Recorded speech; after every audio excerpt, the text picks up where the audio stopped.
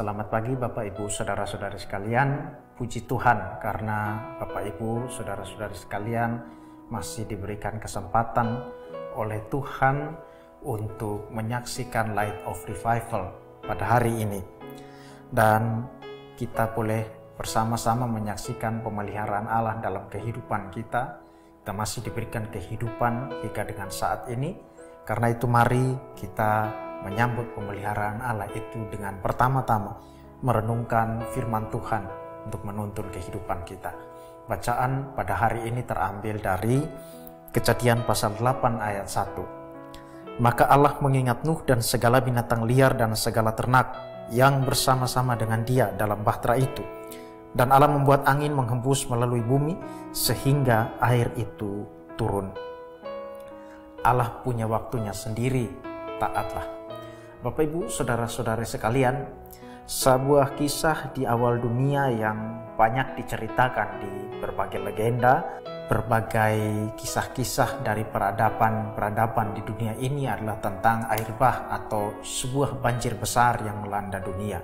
Kalau Bapak Ibu, saudara-saudari sekalian mencari di internet atau mungkin memiliki satu kesempatan langsung untuk menyelidiki peradaban yang tua, Bapak, Ibu, dan saudara-saudara sekalian akan menemukan cerita tentang banjir besar ini.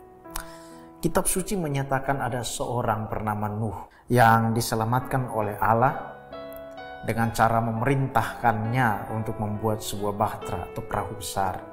Di dalam perahu besar ini akan ditampung banyak hewan dan keluarga Nuh akan masuk di dalamnya supaya mereka boleh aman dari banjir besar itu. Kitab suci mencatat bahwa setelah beberapa waktu lamanya banjir itu melanda dunia, pada satu ketika Allah mengingat Nuh beserta semua yang ada di dalamnya. Nah, Bapak Ibu, saudara-saudara sekalian, mengingat itu merupakan satu cara kitab suci untuk menyatakan bahwa Allah mulai mengerjakan kasih karunia-Nya secara fokus kepada Nuh dan kepada semua yang ada bersama-sama dengannya.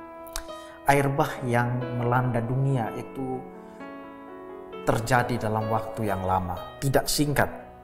Dan ketika Allah mulai mengingat Nuh serta semua yang ada bersama-sama dengan dia, ketika Allah mulai mengerjakan kasih karunia-Nya kepada mereka, dia mulai dengan membuat angin bertiup supaya air itu surut perlahan-lahan.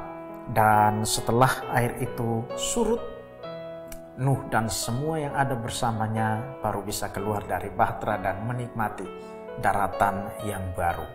Mari kita perhatikan dari Kejadian pasal 8 ini secara penuh.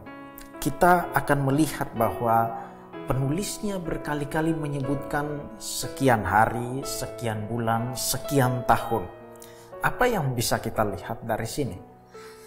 Ketika Allah berkasih karunia kepada Nuh, ketika Allah mengingat Nuh, Ia beserta semua yang ada bersama-samanya masih menanti dalam waktu yang tidak singkat, masih menanti sampai air itu betul-betul surut dan daratan itu betul-betul kering. Ketika Allah memberikan karunia-Nya, Nuh masih memerlukan penantian yang cukup lama atau mungkin kita bisa katakan sangat lama. Dan semua ini diawali dengan perkataan Allah mengingat Nuh. Bapak Ibu saudara-saudara sekalian, mari kita belajar dari kisah ini. Ketika Allah berkasih karunia kepada Nuh, pada saat itulah penantian Nuh dimulai. Tetapi bagi kita, kapan kita tahu bahwa Allah berkasih karunia kepada kita? Kapan kita tahu Allah mengingat kita? Kita tidak tahu.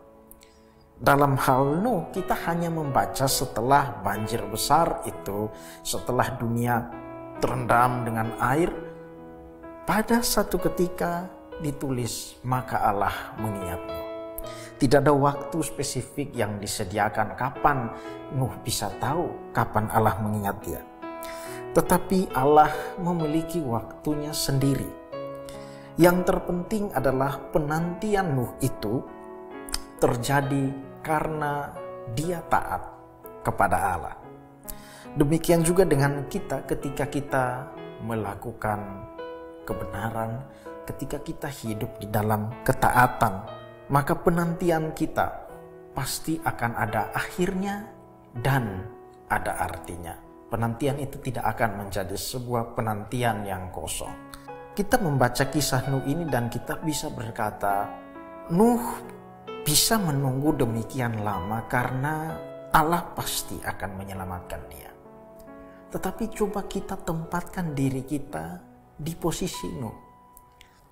Kita akan bertanya kapan Allah menolong, kapan Allah membuat daratan begitu betul-betul kering. Tidak tahu. Nuh menunggu waktu yang lama sampai semuanya betul-betul sempurna pertolongan Allah, sampai daratan betul-betul kering.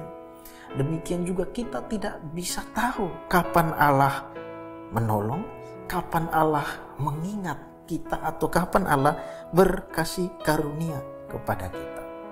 Poin pentingnya bukanlah untuk tahu kapan Allah mulai mengingat, tetapi apakah kita sudah hidup di dalam ketaatan atau belum. Bapak, Ibu, saudara-saudara sekalian, mari kita melihat ke dalam kehidupan kita. Sudahkah kita hidup dalam ketaatan kepada Allah? Apakah penantian kita saat ini adalah penantian karena ketaatan kepada Allah? Allah adalah fokusnya dan Allah adalah sumbernya. Kita harus mengembalikan kepada Allah. Fokusnya kita arahkan kembali kepada Allah, bukan kepada apa yang ada dalam diri kita atau apa yang kita lakukan. Dia punya waktunya sendiri. Kita hanya bisa bertanya kapan dia menolong kita dan kita hanya bisa menanti.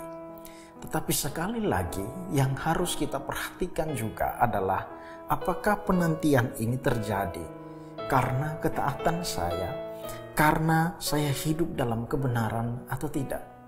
Ketika kita menanti Tuhan, tetapi penantian itu disebabkan karena kita hidup di dalam dosa, kita hidup dalam ketidakbenaran, maka penantian itu tidak akan menghasilkan suatu hasil yang baik.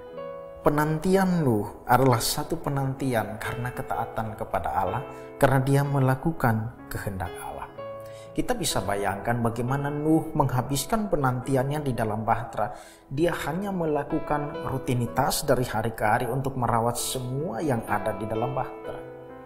Rutinitasnya, penantiannya, semua akan memiliki arti ketika kita melihatnya dari sudut ketaatan.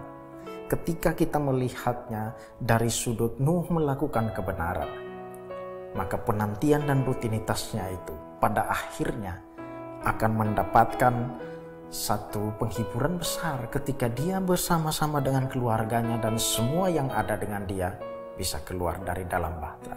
Penantiannya berakhir. Bapak, Ibu, saudara-saudara sekalian, mari kita mengingat bahwa Allah punya waktunya sendiri.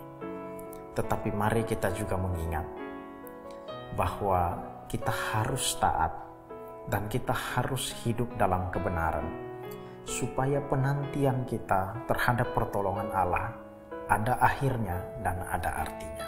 Mari kita berdoa. Bapa, di dalam nama Tuhan Yesus Kristus, renungan ini sudah disampaikan dan hamba berdoa supaya kiranya Roh Kudus bekerja dalam masing-masing orang yang mendengarkan. Biar Roh Kudus menjelaskan lebih dalam dan lebih jauh. Dan Tuhan menolong supaya orang-orang yang mendengarkan bisa melihat ke dalam diri, melihat bagaimana penantian mereka, dan terlebih bagaimana ketaatan mereka. Tuhan tolong supaya kami semua menanti Tuhan dalam kebenaran. Sadarkanlah kami dan tolong kami. Apapun penantian kami, Tuhan tahu. Hanya hamba berdoa supaya Engkau menyadarkan dan membukakan kepada kami. Apakah penantian kami lakukan di dalam kehendak Tuhan ataukah bukan? Tuhan tolong sadarkan kami supaya kami tidak kecewa dan supaya kami tidak salah menanti dan supaya kami boleh menanti di dalam kehendak Tuhan. Ampuni kami dan tolong kami, demi Kristus kami berdoa. Amin. Bapak Ibu, saudara-saudara sekalian, jadikanlah firman Tuhan sebagai pelita dan terang yang menuntun langkah hidup kita, yang menjadi penuntun kita untuk menanti Tuhan dalam kebenaran. Tuhan memberkati.